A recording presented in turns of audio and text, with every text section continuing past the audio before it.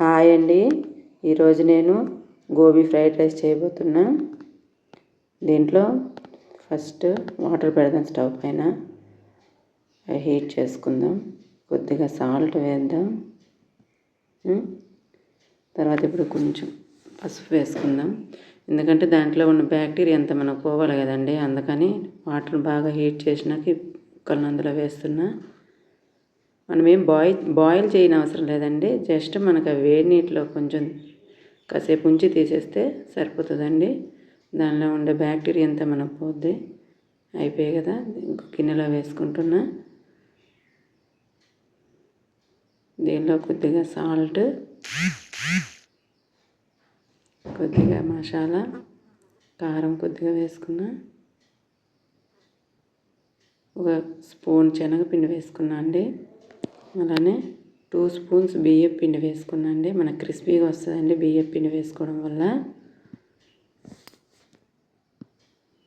దీన్ని బాగా మిక్స్ చేసేద్దాం. ఇప్పుడు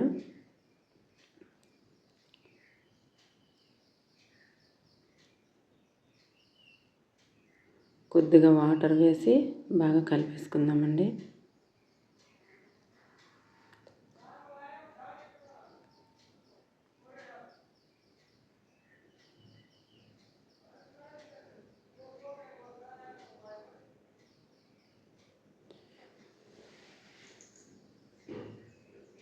కొద్దిగా నీళ్ళు పోసుకుంటూ కలిపేసుకుందామండి.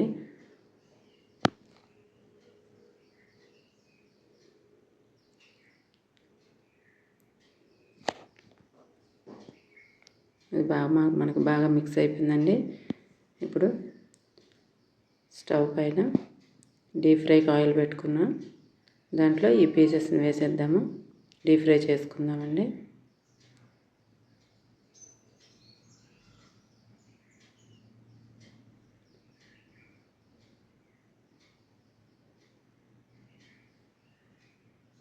బాగా మనకి రెడ్ కలర్లో వచ్చే వరకు మనం డీప్ ఫ్రై చేసుకుందామండి. దీన్ని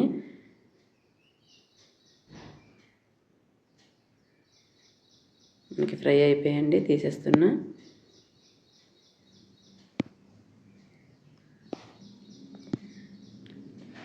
ఇప్పుడు ఈ ఆయిల్ని తీసేసి కొంచెం ఆయిల్ని ఉంచేసి స్టవ్ పైన వేసుకొని దాంట్లో కొంచెం పచ్చిమిర్చి,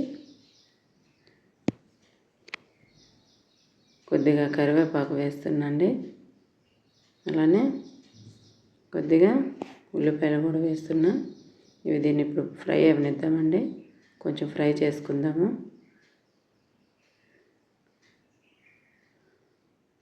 అందులోనే ఫ్రై అయినాయి కదండి. ఇప్పుడు కొద్దిగా అల్లం వెల్లుల్లి పేస్ట్ వేసుకుందాం దీంట్లో.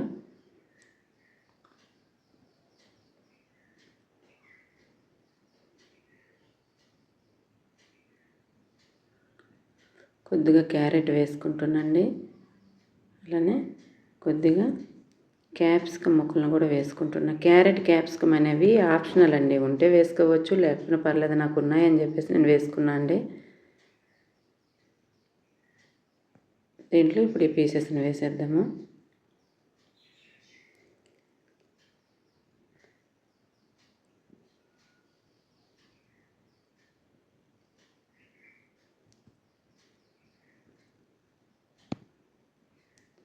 మనం ముందుగా ఆల్రెడీ అన్నాన్ని బాయిల్ చేసి పెట్టండి. ఆ అన్నాన్ని ఇప్పుడు ఇందులో వేసేస్తున్నా అండి.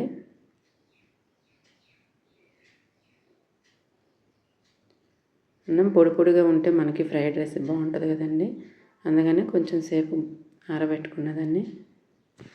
కొంచెం తగినంత సాల్ట్ వేస్తున్నా. గరం మసాలా వేస్తున్నా.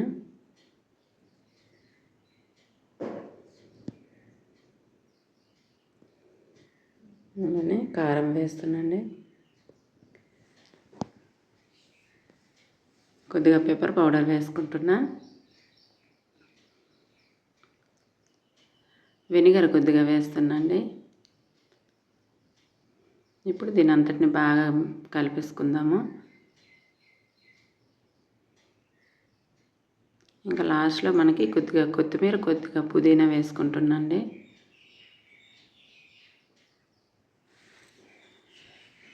ఒకసారి కలిపేసుకుందాం. మనకు రెడీ అయిపోయిందండి. ఇప్పుడు దీన్ని ఒక ప్లేట్లో తీసుకున్నాం. గోబీ ఫ్రైడ్ రైస్ రెడీ అయిపోయిందండి. చాలా టేస్టీగా ఉందండి. ఒకసారి మీరు కూడా ట్రై చేయండి. Thanks for watching.